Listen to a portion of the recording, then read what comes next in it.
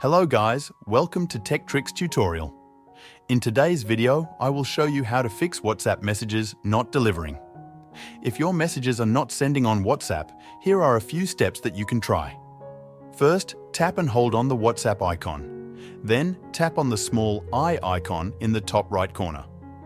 This will open up the settings for WhatsApp. Now, go into Storage Usage and then click on Clear Cache. Next, go to Data Usage Details or Mobile Data under Usage and make sure that the Allow Background Data option is on. Now, go back and click on Permissions. Make sure all the permissions are allowed. Next, make sure that your WhatsApp is updated. Open your Play Store and search for WhatsApp. Click on Update if you see an update option. And that's it. By following these steps, you should be able to fix the issue of WhatsApp messages not delivering. If you found this video helpful, please like and subscribe with notifications. Comment down below what type of video we should make next. Thanks for watching and have a great day.